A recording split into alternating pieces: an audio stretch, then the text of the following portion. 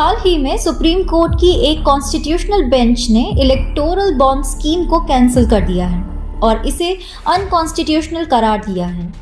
इसे इंडिया के chief justice DY Chandrachud, justice Sanjeev Khanna, justice BR Gavai, justice JB Pardiwala और जस्टिस मनोज मिश्रा की 5 न्यायाधीशों की पीठ ने लास्ट ईयर 2 नवंबर को इस मामले में अपना डिसीजन रिजर्व रख लिया था। चलिए एक नज़र डालते हैं सबसे पहले इलेक्टोरल बॉन्ड्स के बारे में। ये एक किस्म का फाइनेंशियल इंस्ट्रूमेंट है थ्रू विच कोई भी पॉलिटिकल पार्टीज को एनोनिमसली चंदा दे सकता था। इलेक्टोरल बॉन्ड की अनाउंसमेंट 2017 के यूनियन बजट में की गई थी और इसे 29 जनवरी 2018 को लागू किया गया था। इसका पर्पस इलेक्शन में पॉलिटिकल पार्टीज को प्राप्त डोनेशन डिटेल्स और ट्रांसपेरेंसी ऑफ डोनेशंस बनाए रखने के लिए चुनावी बॉन्ड जारी किया गया था। यह एक कमिटमेंट लेटर की तरह होता था जिसे भारत का कोई भी सिटीजन या company state bank of India की सिलेक्टिव ब्रांचेस से खरीद सकता था और अपनी पसंद से किसी भी पॉलिटिकल पार्टी को एनोनिमस वे से दान कर सकता था। इन पर कोई इंटरेस्ट भी नहीं लगता था। यह 1000, 10,000, 1 लाख, 10 लाख और 1 करोड़ रुपए के मूल्य में अवेलेबल थे। इन्हें सिर्फ स्टेट बैंक ऑफ इंडिया से खरीदा जा सकता था। बॉन्ड कोई भी व्यक्ति और कोई भी कंपनी खरीद सकती थी। कोई कितनी बार बॉन्ड खरीद सकता था, इसकी कोई लिमिट नहीं थी। इलेक्टोरल बॉन्ड्स की अवधि केवल 15 डेज की होती थी, जिसके दौरान इसका यूज सिर्फ पीपल्स रिप्रेजेंटेशन एक्ट के तहत रजिस्टर्ड पॉलिटिकल पार्टीज को दान देने के लिए किया जा सकता था।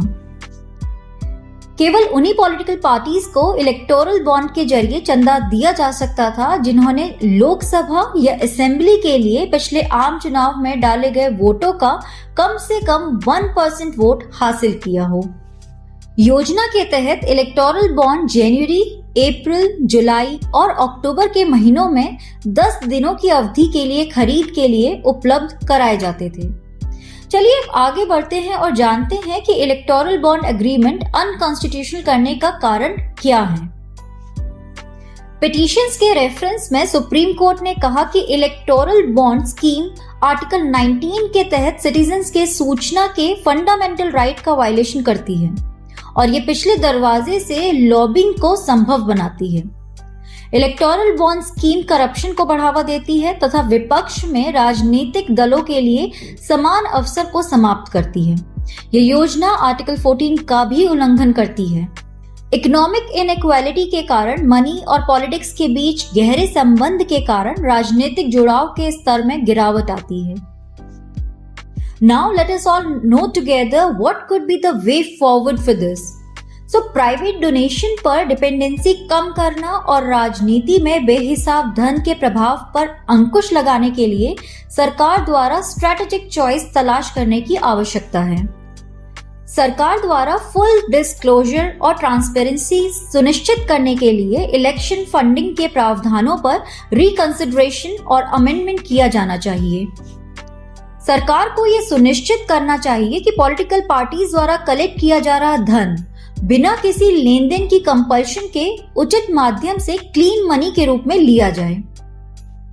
करप्शन के विशेष साइकिल और डेमोक्रेटिक पॉलिटिक्स की क्वालिटी में गिरावट को तोड़ने के लिए बोल्ड रिफॉर्म्स के साथ साथ पॉलिटिकल फाइनेंसिंग के इफेक्टिव रेगुलेशन की आवश्यकता है।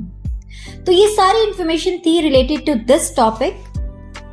ऐसी करंट अफेयर की वीडियोस के लिए please subscribe to our YouTube channel और इस वीडियो पे लाइक और कमेंट करना मत भूलिएगा। Thank you so much.